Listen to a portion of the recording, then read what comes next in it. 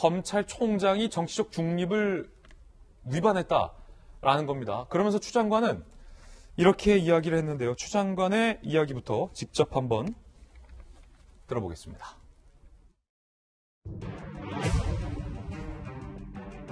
검찰총장으로서 정치적 중립에 관한 위험과 신망을 손상시켰습니다. 지속적으로 보수 진영의 대권 후보로 거론되고 대권을 향한 정치 행보를 하고 있다고 의심받아왔고 급기야 퇴임 후 정치 참여를 선언하는 것으로 해석되는 발언을 하였으며 대권 후보 지지율 관련 여론조사 결과가 발표됨에도 능동적 조치들을 취하지 아니한 채 묵인 방조하였습니다. 더 이상 검찰총장으로서의 직무를 수행할 수 없을 정도에 이르렀습니다. 추미애 장관 스스로가 밝히고 있듯이 대권 여론조사에서 윤 총장이 1위로 나오고 있는데 이걸 능동적으로 막지 아니하고 묵인 방조했다. 이것이 정치적 중립 의무를 위반한 것이다 라고 주장을 하고 있습니다. 이에 대한 대검의 반박 이렇습니다.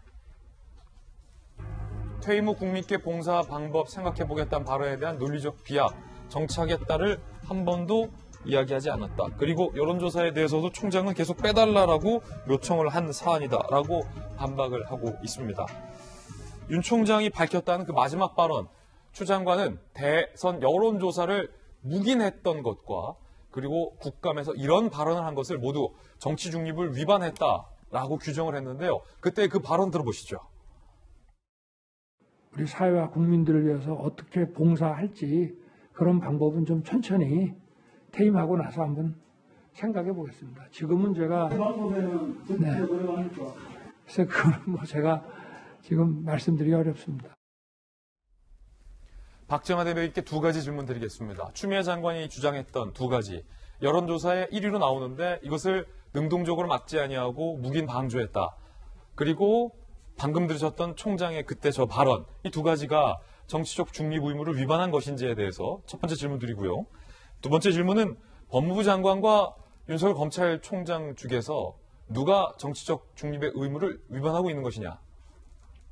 우선 첫 번째 질문에 대해서 말씀을 드리면 사실관계는 이것밖에 없어요. 윤석열 총장은 나는 대권 후보 지지율에서 빼달라라고 공식적으로 언론에 요청을 했고 여론조사 기관과 두 번째는 그 국감에서 앞서 저희가 본 것처럼 퇴임 후 국민을 위해서 봉사하겠다라는 딱 한 줄의 말밖에 한 적이 없어요. 이걸 가지고 정치 표현을 했다 혹은 그 묵인 방조했다라고 얘기하는 거는 저는 글쎄 이게 적절한 비유일지 모르겠습니다만은 그 전에 학교 다닐 때 보면 불량배들이 그 가방 딱 들고 옷 정장하고 이렇게 꼿꼿하게 걷고 가는 애들 보면서 한 대 때려요.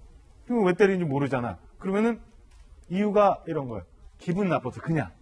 너 왜 꼿꼿하게 걸어? 너 왜 책가방 똑바로 들고 다녀? 우리처럼 삐딱하게 들지. 이러는 거랑 똑같은 거 아닌가라는 싶은 생각이 들 정도로 이 6가지 중에서 저는 가장 황당한 사유다라고 평가하고 싶고요.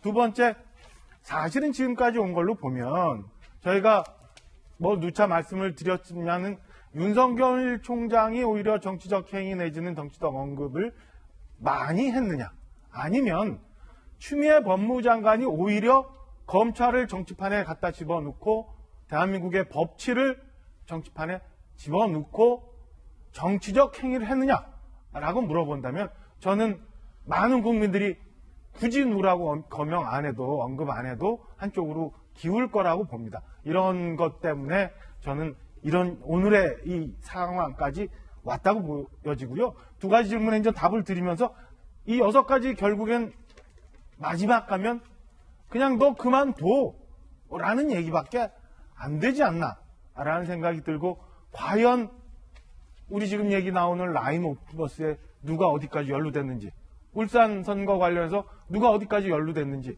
멀쩡했던 월성 1호기가 왜 그만 섰는지, 뭐가 두려워서 저렇게 당신들이 임명했던 검찰총장을, 당신들이 이렇게 극찬했던 검찰총장을 치졸하고 찌질한 방법으로 찍어내게 하려는지 여쭙고 싶은 마음입니다. 예. 자, 방금 들으신 의견은 박정하 전 대변인의 개인적 견해라는 말씀 드리겠습니다.